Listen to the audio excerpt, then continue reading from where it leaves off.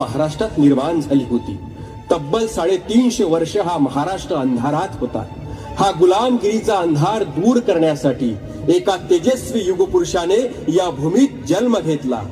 याच युगपुरुषाच्या तेजस्वी पराक्रमाची, सामर्थ्याची आणि स्वराज्य स्थापनेची गौरव गाथा सादर करीत आहेत समाज कल्याण विभाग अमरावती.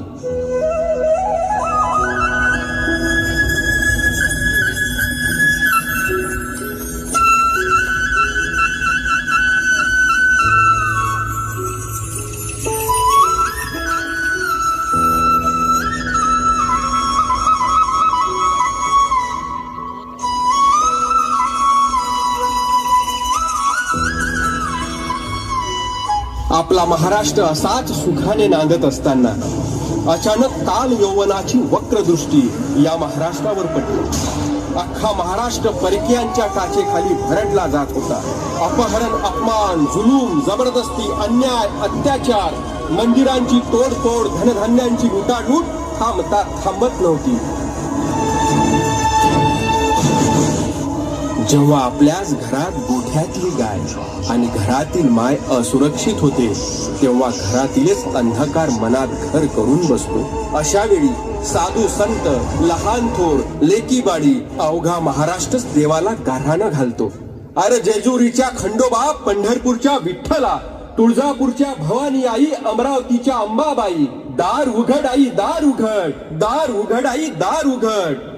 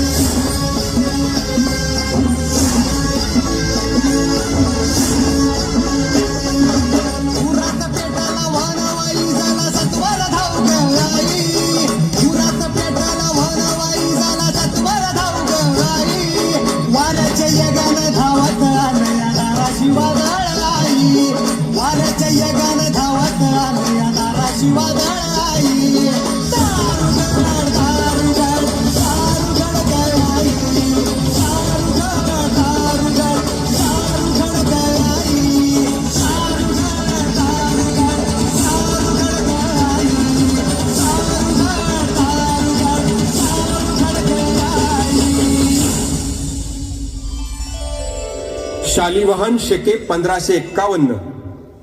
शुक्ल नाम संवत्सर, उत्तर नारायण, शिशिर ऋतू, फाल्गुन वद्य तृतीयेला सायंकाळी शुभ लग्न अर्थात 19 फेब्रुवारी 1630 रोजी कलियुगातील नरसिंहाचा, ग्रहमंडलातील सूर्याचा आणि नक्षत्रातील ध्रुवाचा शिवनेरी गडावर छत्रपती शिवरायांचा जन्म झाला.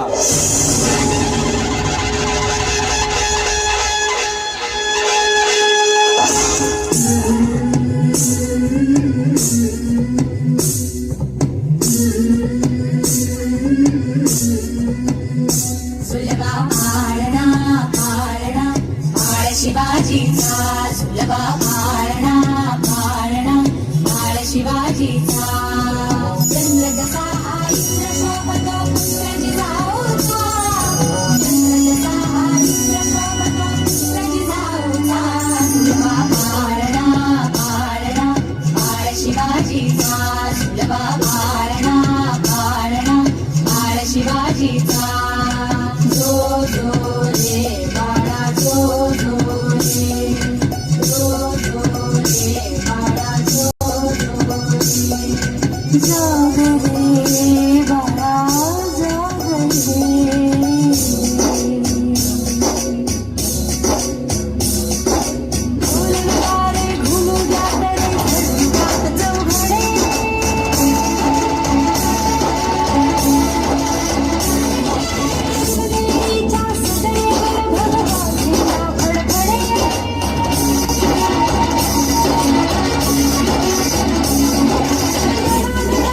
चिरे हर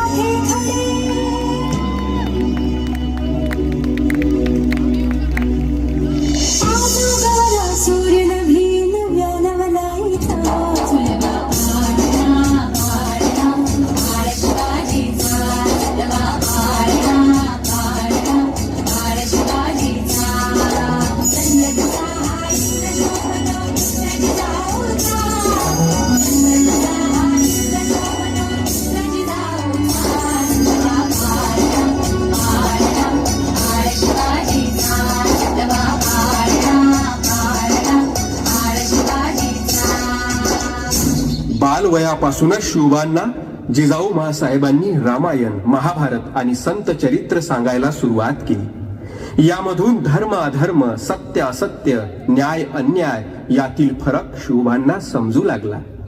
म्हणती बाप जैसा लेक तरी माऊलीचे महत्व अधिक या उक्तीप्रमाणे माँसाहेब जिजाऊ आणि शहाजी राजांनी हे रयतेचे राज्य निर्माण व्हावे ही प्रेरणा शिवबांना अगदी लहानपणातच दिली आणि याच प्रेरणेतून शिवबा पुढे पुढे घडू लागले.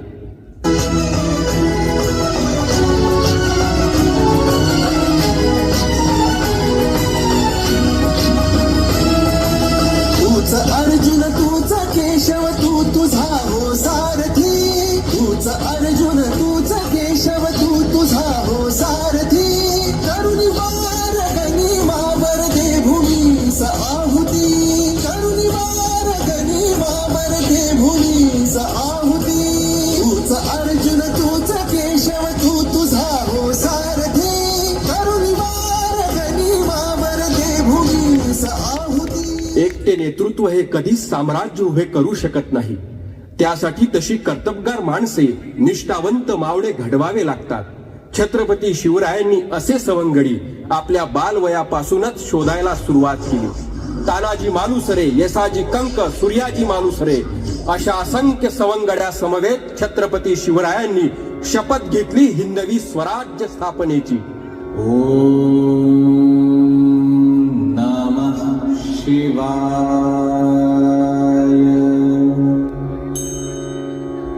ओम नमः शिवाय.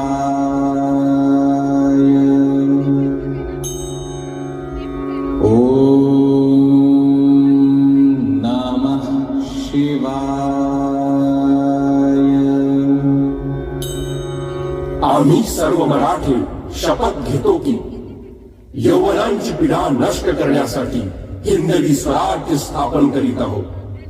राष्ट्रभावनेने संघटन करून देशावरील परकीयांचे आक्रमण नष्ट करीत आहोत. स्वकीय व परकीय शत्रूंचे उच्चाटन करण्यासाठी स्वराज्य स्थापन करीत आहोत. या कार्यात आम्हाला तू यश द्यावे, हे राज्य निर्माण व्हावे ही तर श्रींची इच्छा. छत्रपती शिवरायांनी रायरेश्वरासमोर शपथ घेतली आणि स्वराज्याची घोडदौड सुरू झाली. तोरणा किल्ला घेऊन मराठ्यांच्या स्वराज्याचे तोरण बांधले. पुढे पुढे मुरंब देवीचा डोंगर, कुवारीगड, कोंढाणा, शिरवडचा किल्ला, पुरंदर आणि बारामावळ हे एका मागोमाग स्वतंत्र झाले. त्यानंतर स्वराज्यावर ओढवले एक भले मोठे संकट. ते संकट म्हणजे अफझल खान. सहस्रशीर्षा पुरुषाः सहस्राक्ष सहस्रपात्. स भूमिं विश्वतो धृत्वा दन्तिष्ठत् दशाङ्गुलम्.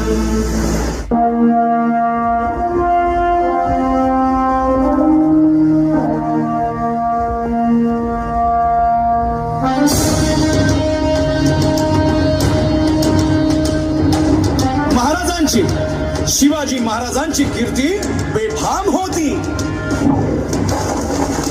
महाराजांची कीर्ती बेफाम, भाल्या भाल्यांना फुटला घाम. याला कोण घालील यस्सेने दरबारी कुस्ती बेगम. बडी बेगम म्हणजे अली आदिल शहाची आई बर का. नजरेत तिच्या अंगार दरबार झाला गपगार. कुणी घेईना पुढाकार, साऱ्यांनीच मानली हार. इतक्यात अचानक एक सरदार उठला, बोलला, हम लाएंगे शिवाजी को. आणि त्यानं विडा उचलला. नवतेच अफजल खाने, या नवतेच अफजल खाने, जिता जागता जणू सहिताने. कान बोलला छाती ठोकून, शिव भावला टाकतो चिरडून.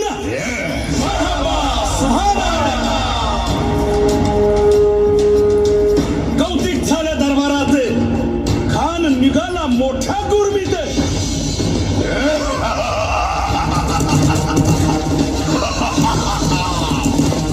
आता शिवबाचं काही खरं नाही. इकडं निजाम, तिकडं मोगल, पलीकडं इंग्रज, जो तो हेच बोलू लागला. महाराज, आपला जीव मोलाचा आहे. खानाचं सैन्य अफाट आहे, त्याच्या समोर आपला टिकाव लागणं अवघड आहे. काही दिवसांसाठी आपण कुठेतरी अज्ञातस्थळी निघून जा. काय म्हणालात रायबा? मासाहेब, आम्हाला आमच्या जीवाची पर्वा नाही. राजांचा जीव वाचणं गरजेचं आहे. रायबा, शिवबा केवळ आमचा पुत्र नाही, तर अवघ्या मराठी जनांचा स्वाभिमान आहे. या मातेने आपला पुत्र गमावला तरी बेहत्तर, परंतु भ्याडपणे पळून जाऊन या मराठी मुलकाचा स्वाभिमान गमावता कामा नये. अशा वाघिणीचा त्यो छावा.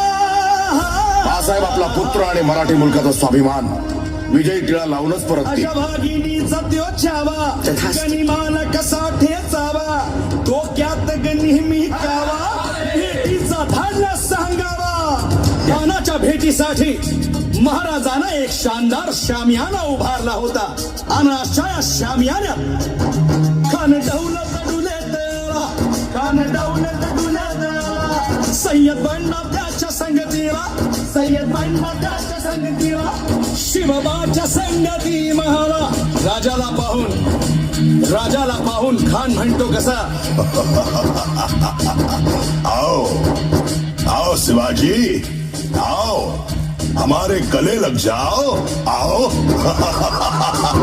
खानानं राजाला आलिंगन दिलं आणि दगा केला. खान अभिमान मान्याला, खान अभिमान मान्याला, कट्यारीचा वार त्यानं केला, कट्यारीचा वार त्यानं केला.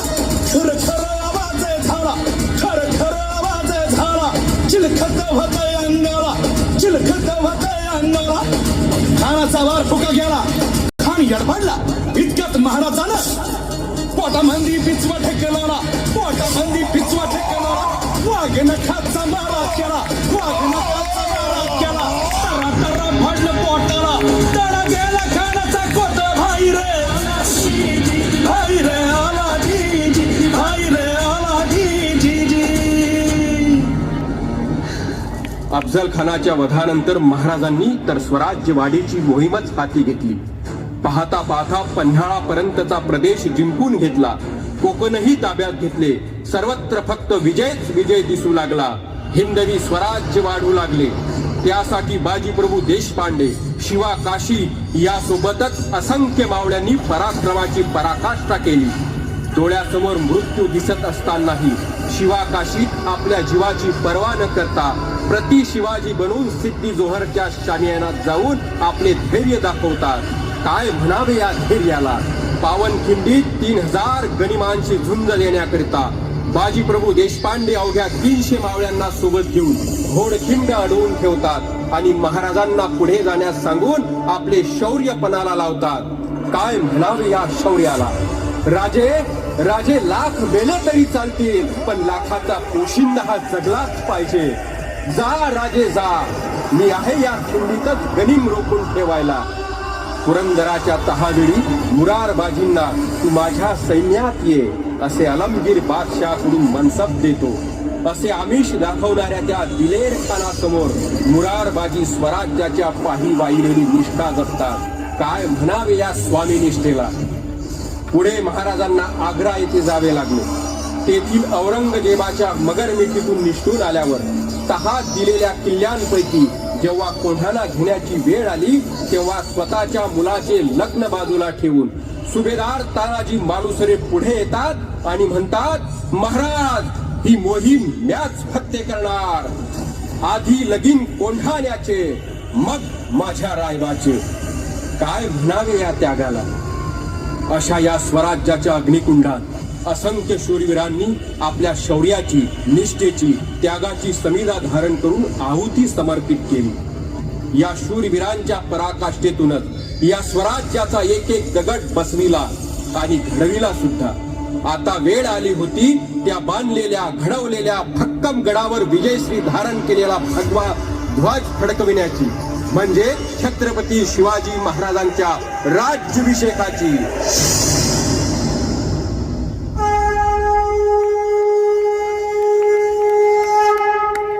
350 वर्षाच्या काळरात्रीनंतर खरा अरुणोदय झाला. भगवंतांनी दिलेला शब्द खरा झाला. हिंदवी स्वराज्य स्थापन करणारा, सर्वांची पीडा नष्ट करणारा जाणता राजा राज्याभिषेकासाठी सज्ज झाला.